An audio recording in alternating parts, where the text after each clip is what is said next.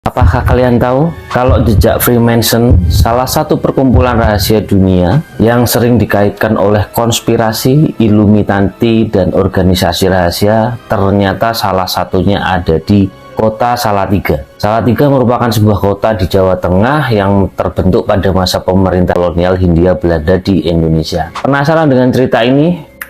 Sebelumnya jangan lupa untuk like, subscribe, dan komen channel ini sebagai salah satu bentuk penguat agar channel ini lebih berkembang ke depannya. Selamat datang di channel Rinto Sujarwo.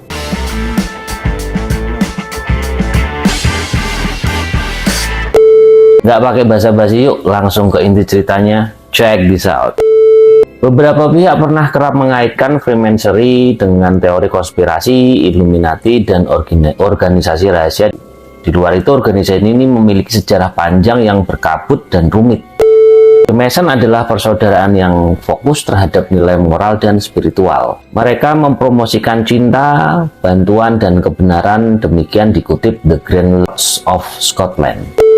Freemason menyebar dengan cepat di hampir seluruh penjuru dunia dan disebut memiliki sekitar 6 juta anggota yang sering disebut Freemasonry atau Mason. Menurut Life Science, anggota organisasi ini termasuk politikus, insinyur, ilmuwan, penulis, hingga filsuf.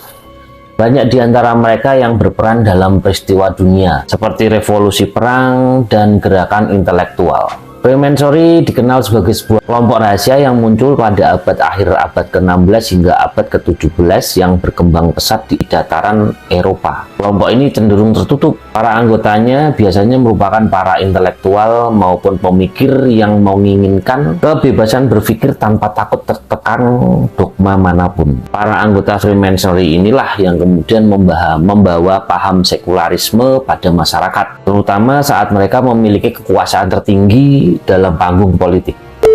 Beberapa tokoh terkenalnya antara lain adalah George Washington, bahkan musikus terkenal seperti Mozart dan Beethoven. Mereka juga diperkirakan menjadi anggota kelompok ini. Nah, jejak Freemasonry, salah satu perkumpulan rahasia dunia ini, ternyata itu ada di kota Salatiga. Salatiga merupakan sebuah kota di Jawa Tengah yang terbentuk pada masa pemerintahan kolonial Hindia Belanda di Indonesia. Terkenal itu sebagai tempat pemukiman bangsa kulit putih, karena letaknya berdekatan dengan kawasan perkebunan lokasi mereka bekerja. Hingga Indonesia merdeka, Salatiga itu masih menyimpan setumpuk peninggalan era kolonial. Bergeser sedikit ya dari pusat keramaian penduduk atau tempat tepatnya ya di kantor Kelurahan Kutowinangun Lor, Jalan Dr. Muwardi Tingkir. Setiap 2 minggu sekali itu atau pada akhir pekan dapat ditemui salah satu jejak company di Salatiga, yakni 3 kereta jenazah buatan tahun kisaran 1800-an hingga awal 1900-an. Ketiga kereta bergaya arsitektur campuran ini sekarang itu telah menjadi aset kebudayaan setempat.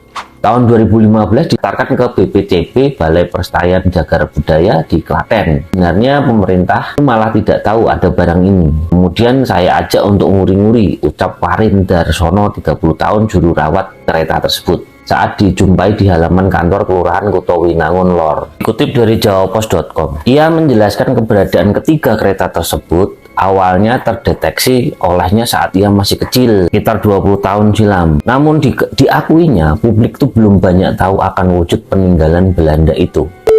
Dulu dengar kereta ngiranya itu gerbong. Pertama kali ketemu di garasi tua depan kelurahan ini.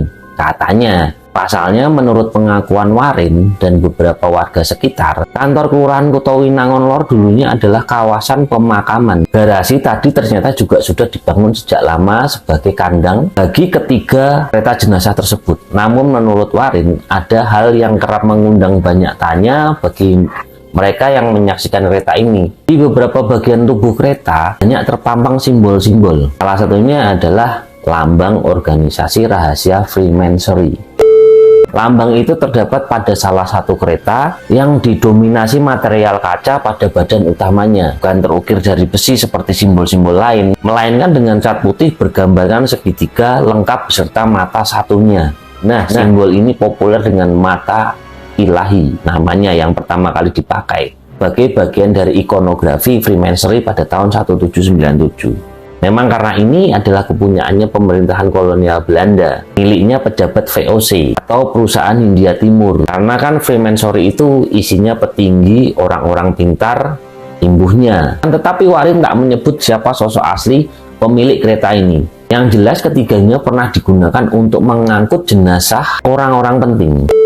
Salah satunya adalah peletak batu pertama gereja Indiscret di Jalan Jenderal Sudirman. Namanya tidak begitu terkenal, tapi cukup berpengaruh di Salatiga. Dia petinggi militer juga pendeta. Kebetulan buyut teman saya di Belanda terangnya. Warin mengatakan pula kelompok Freemasonry dengan keanggotaan tertutup dan berisikan orang-orang dari kalangan intelektual itu pernah menapakkan kakinya di kota Salatiga. Itu tak terlepas dari status kota-kota di Jawa Tengah saat era penjajahan silam. Salatiga yang dijadikan pusat perkebunan semasa era kolonialisme Belanda, lanjut Warin, membuat kota berisikan 4 kecamatan itu tak luput jadi kesayangan bangsa kulit putih. Salatiga dan Magelang itu dulunya juga kota garnisun. Semarang dan Tegal itu pusat pertahanan angkatan laut. Kota-kota yang mempunyai organisasi Freemasonry pada saat era penjajahan pasti dianggap penting. Tuturnya, bukan asal bunyi si Warin ini mengaku mendapat semua informasi itu lantaran dirinya memang hobi mengulas akan sejarah. Seperti bagaimana getolnya ia menggali masa lalu ketiga kereta jenazah yang tadi melalui salinan manuskrip yang diperoleh dari beberapa koneksinya asal Universitas Leiden dan Museum Brownback di negeri kincir angin sana. Dokumen di sana malah jauh lebih lengkap. Ada data mengenai kapan kereta ini dibuat, perusahaannya, siapa saja yang pernah pakai dan diangkut. Bahkan tarif sewanya juga ada katanya. Mengenai keberadaan anggota Freemason di kotanya. Ya, memastikan kemungkinan besar sudah tidak ada. Lantaran sebelum dilarang pendiriannya oleh Presiden Soekarno tahun 1962 yang lalu. Hanya orang-orang asing saja yang sempat menjadi bagian dari organisasi penuh misteri tersebut. Saking tertutupnya, orang awam hanya bisa mengetahui keanggotaan Freemasonry kalau anggota tersebut sudah meninggal saja. Yakni bisa dilihat pada nisan ada simbol organisasinya yang juga saya temui di beberapa makam di Salatiga. Salah satunya pemakaman Cina Ngebong. Tandasnya. Nah, bagaimana menurut kalian? Apakah kalian tambah pengetahuan dari apa yang telah aku sampaikan ini? Kalau iya, silakan komen di bawah untuk sarana kita saling sharing dan support. Oh iya, jangan lupa untuk subscribe, like, dan komen channel ini. Gitu, sampai jumpa di video selanjutnya. See ya!